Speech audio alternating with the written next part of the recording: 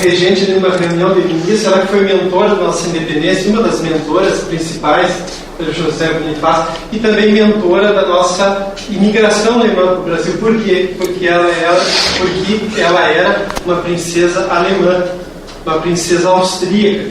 Então essas falsas promessas que eu falei dos agenciadores lá na Europa eram vistas com bons olhos dos reis alemães, porque eles tinham simpatia com o Brasil, que o imperador era casado com uma princesa alemã.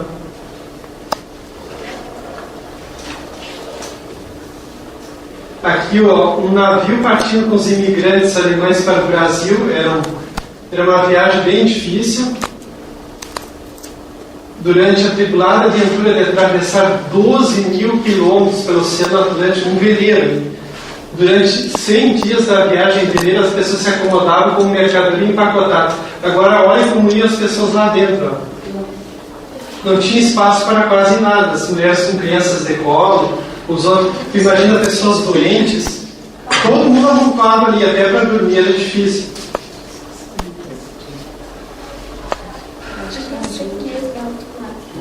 A selva assustou e decepcionou os primeiros imigrantes. Quando chegaram no Brasil, encontraram isso aqui, ó. Não sei se vocês enxergam daí. Aqui aparece uma família, o homem e a mulher trabalhando na roça. E as crianças ali, eles não tinham com quem deixar. E olha a imagem ao fundo, ó. É só mato. Então foi isso aí que eles encontraram. Essas terras que ninguém queria ocupar foi as que o Império deu. Se alguém já visitou alguma colônia, tem algum parente, sabe do que eu estou falando. E olha ali as moradias, ó. O isolamento, tinha que abrir picadas na mata para se comunicar de uma moradia para outra, da moradia para as vilas. Então era bem difícil. Muitas pessoas cometeram suicídio por causa que, assim como os negros que sofriam com o banzo, os alemães também sofriam com essa saudade da sua terra natal, dos seus parentes, que hoje sabemos que isso é depressão.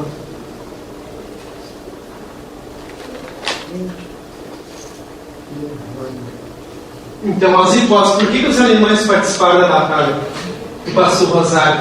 Para quem não sabe, a Batalha do Passo do Rosário, porque ela foi próxima ao Passo. O Passo é aqui no final da Mar do Sul, bem ali onde tem a confluência do Santa Marino, que baixa o quartel ali. A batalha foi a 1 légua, a 6 quilômetros dali, próxima à estância do Rosário. Então eu cheguei a essas duas hipóteses dentro dos 13 livros. Ó. O espírito guerreiro dos alemães e o interesse por benefícios. Então olha só, espírito guerreiro, eles são descendentes dos povos bárbaros.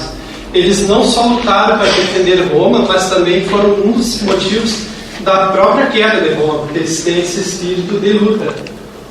Considerados uma espécie de guarda pretoriana organizada no Rio de Janeiro. Era assim como eles eram chamados aqui no Brasil. Para quem não sabe, a guarda pretoriana era quase que só composta por germânicos, por alemães, e era a guarda responsável por manter a ordem, por manter principalmente a segurança do imperador. E naquela época em que Portugal tinha conquistado sua independência, que as tropas portuguesas voltaram para Portugal, nada mais conveniente para Dom Pedro I do que ter uma guarda pretoriana em seu serviço. Os combatentes alemães, assim como os negros, constituíram as vanguardas de choque. Eles sempre estavam na frente, na linha de frente. Então, muitas baixas, eram as unidades que mais sofriam baixas, os negros e os alemães. O Marechal Brau, o primeiro chefe do Estado-Maior, abaixo de Barbacena, era o maior chefe, liderou a primeira divisão nos primeiros ataques contra o 5º Batalhão Argentino. Se chocou os lunareiros, que são os gaúchos, juntamente com os mercenários uruguaios e os lanceiros alemães. Seguido, mandaram avançar o 27º Batalhão de Caçadores Alemães, tendo que o 5º Batalhão se refazer novamente. E a outra hipótese do interesse por benefícios é por causa da contratação para o Exército Imperial Brasileiro mediante pagamento de salário e benefícios, grande atrativo para colonos recém-chegados à nova colônia e que tinham escassos recursos financeiros para começarem uma vida nova no novo mundo. Então, muitas pessoas que entravam no exército e lutavam naquela época tinham suas dívidas perdoadas, então acabavam entrando. Os motins e a desordem são os exemplos da importância que eles davam para esse salário, para esse soldo. Quando eram atrasados, aconteciam esses motins e desordens. por falta de pagamentos, também fardamentos, por conta dos castigos demasiadamente severos dados aos estrangeiros, castigos copiados estão em uso do exército português, mas há muito abolido nos estados alemães, desde a Guerra de Libertação de 1813 a 1815 contra Napoleão. A Guerra dos Napoleões, para quem não sabe, de 1799 a 1815. Perguntas. Eu sei que eu estou extrapolando aqui, tenho meus colegas para falar, mas se alguém... Uma pergunta acho que dá para fazer, né? Alguém gostaria de fazer uma pergunta para mim sobre a Batalha do Passo do Rosário, sobre a participação alemã mesmo? Aqui eu tenho uma pergunta de exatamente qual é a região daqui que foi essa batalha aconteceu. Foi exatamente, tu sabe, ali na BR-290, onde tem aquela placa homenagem aos heróis da Batalha de Paysandu? Não foi ali. Foi um pouco para dentro. Eles botaram aquele mármore, eu achava que era ali, porque é mais fácil as pessoas visitarem. Mas a batalha tu tem que entrar lá para dentro, fica uns quilômetros ali para dentro, tu entra naqueles cochilhas ali para dentro e vai ter uma sanga, a sanga do Barro Negro, foi bem ali nas margens da sanga, pelo afluente forte do rio Imbaé, que lá os argentinos chamavam de rio Ituizangô, que na verdade nunca nós tivemos conhecimento que esse rio Imbaé fosse Ituizangô. Ituizangô era o nome do rio Ibicuí-Tarmar, na frente da margem esquerda do Santa Maria. Ele era chamado de rio Ituizangô antigamente. Batalha do Passo do Rosário, porque foi próximo ao Passo do Rosário, mas como a topografia da época é muito imprecisa, nem os brasileiros, então tem uma divergência entre os historiadores do Brasil e da Argentina, conseguem sustentar tal tese. E qual o nome da batalha? Mas é ali nessa região que eu falei. Sair em linha reta aqui, ó, do Passo do Rosário dá 6 km. Eu sempre imaginei que aquele monumento ali fosse o monumento do Passo do Rosário. Não, é mais para dentro, mais próxima à estância do Rosário ali. Posso fazer uma perguntinha? Claro, As fontes que tu utilizou assim, na tua pesquisa foram basicamente as fontes bibliográficas? Não, eu acabei utilizando alguns livros, uma revista Biblioteca Nacional de História e alguns artigos de jornais, algumas matérias de jornais. Tá? E já digo assim, trabalhar com história local é quase como trabalhar com a história da África, é muito poucas fontes. Porque se fosse trabalhar com a história dos índios, por exemplo, não tem quase livros sobre isso. Alguém mais gostaria de fazer alguma pergunta? Só mais uma pergunta. Assim, o que te estimulou a fazer essa pesquisa? Eu vi buscar, assim, não sei se eu vou conseguir te responder, mas assim, buscar a história local.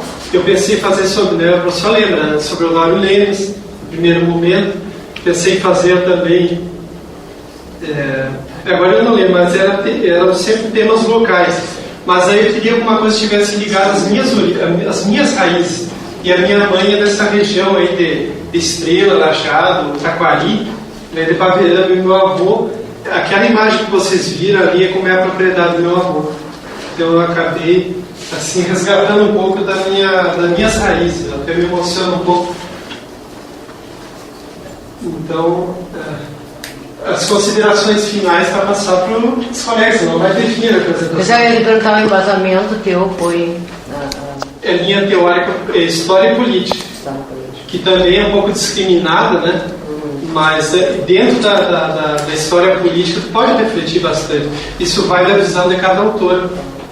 Isso aqui é só um resuminho, né? O meu trabalho é 41 aulas. E no artigo 19 que eu tive que reduzir ali, a bravura dos alemães de interesse por benefícios devido à situação de quase miséria que estava vivendo nesse período, tanto na Alemanha quanto no Brasil, somaram-se como motivos para pegarem armas e defender a nova colônia. As nossas origens germânicas também são formadas pelos combatentes alemães de 1827. Após dissolver o Exército do Sul, muitos deles, a maioria, ficaram aqui mesmo no Rio Grande do Sul, formaram o tronco de várias famílias. Muitos de nós somos descendentes, muitas vezes nem sabemos. Os combatentes, eu tenho uma lista lá em casa de nomes dos combatentes, então são muitos sobrenomes, Hoffmann e outros, aí tem Rosário, né? Então, e também prestaram o seu trabalho na segurança, na construção de cidades, no desenvolvimento da agricultura, que muitos de seus parentes já estavam aqui, então eles também foram injetados na corrente migratória. Então aqui uma frase para meus colegas: nós devemos valorizar e trabalhar sempre com as nossas raízes locais. E vou encerrar com a frase que eu comecei o meu artigo, meu TCC. Nos preocupamos com todos os povos, na maioria das vezes, né? E nos esquecemos da própria história. De José Marti, essa frase não é minha. E uma das contribuições dos alemães, eu botei várias no meu artigo, e eu acho que essa aqui todos conhecem, que é o café colonial, as cucas, as chiminhas. Muito obrigado.